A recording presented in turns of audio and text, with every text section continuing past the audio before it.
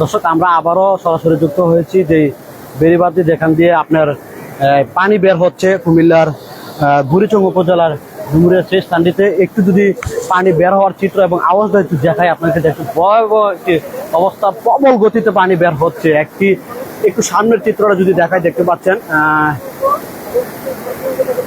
পানি বের হচ্ছে, অর্ধশত গ্রাম প্লাবিত হয়েছে এবং বাসিন্দারা, এই অঞ্চলের সকল বাসিন্দারা বেড়িবাঁধে বিভিন্ন জায়গায় আশ্রয় নিয়েছে। আমরা সেখানকার চিত্র ঘুরে ঘুরে দেখেছি, একটু যদি দেখায় দেখতে পাচ্ছেন এ হলো বেড়িবাঁধ। আর ওই এখান থেকে অপর পাশের যে বেড়িবাঁধটি রয়েছে ওটি কমপক্ষে 200 মিটার দূরে।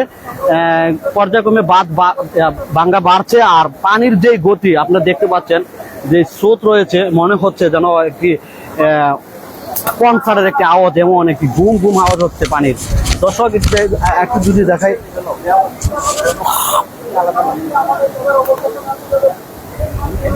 আমরা পুরো চিত্র দেখাচ্ছি আপনাদেরকে।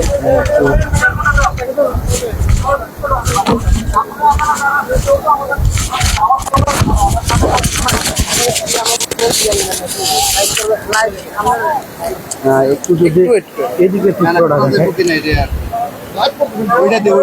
রাসেল ভাই, আপনার মোবাইলটা একটু জানতো, আপনার মোবাইলটা একটু দেন। গতিটা দেখতে কি ভয়ঙ্কর একটি গতি। আমরা একটু জুম করে যদি দেখাই, দেখতে পাচ্ছেন প্রবল গতিতে বের হচ্ছে। এখানকার সামনের যে ঘর বাড়ি রয়েছে একটু সব বিলীন হয়ে গেছে।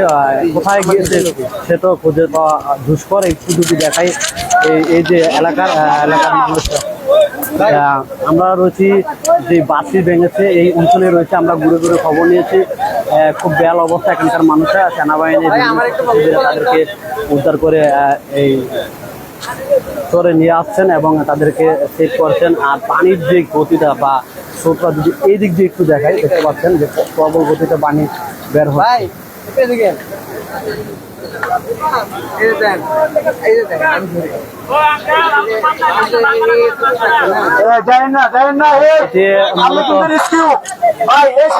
খুব ভয়াবহ, এখানে কিন্তু নিচে কিছু নাই। আমি প্রত্যেকটা সাংবাদিক ভাইদের নিরাপত্তা দেওয়ার দায়িত্ব আমাদের।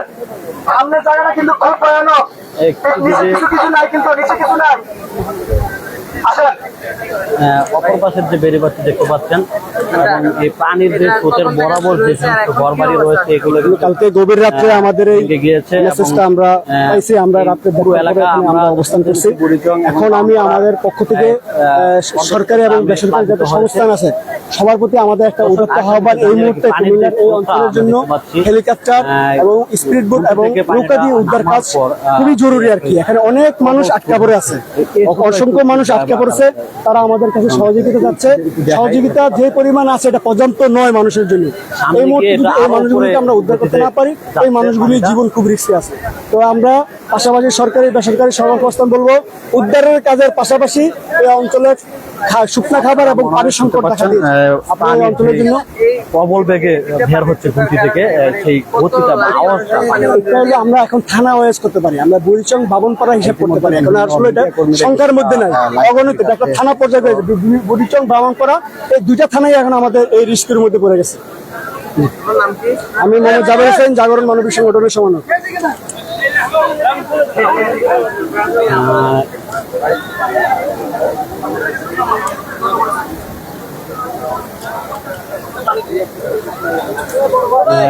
কাল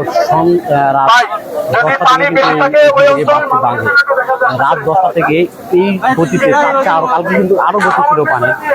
পর্যায়ক্রমে মোটামুটি আজ 5 থেকে 6 ফুট নিচে পানির অবস্থান গিয়েছে বাঁধের। আজকে পানির গতিটা কমেছে, অনেকটা কমেছে, কারণ এদিক দিয়ে পানি বের হচ্ছে। বিশেষ করে গুমতিরও আজকে বৃষ্টি না থাকার কারণে পানির গতিটা কমছে, সে কারণে আজকে কিন্তু ইয়ে রয়েছে। কারো কিন্তু আরো বেশি ভয়াবহ একটা চিত্র ছিল। দেখতে পাচ্ছেন যে পানি কি গতিতে বের হচ্ছে।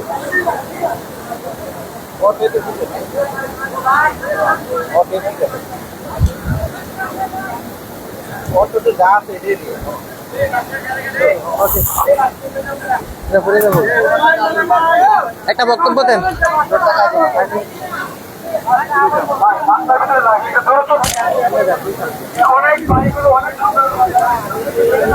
মানুষ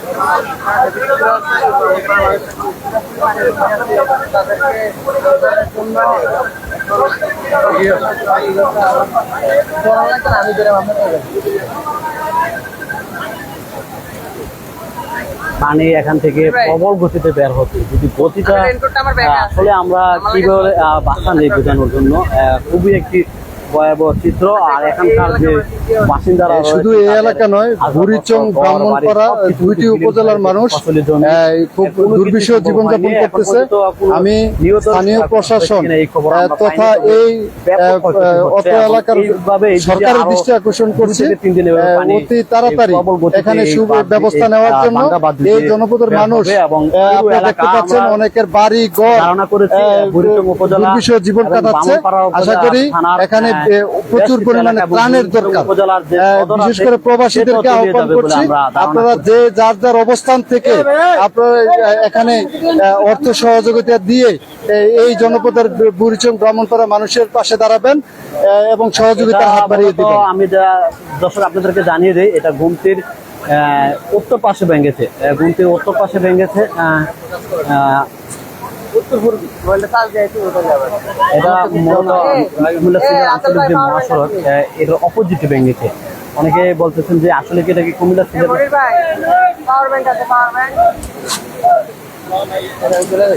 আমরা দুইটা ফুটে নেন দেখি।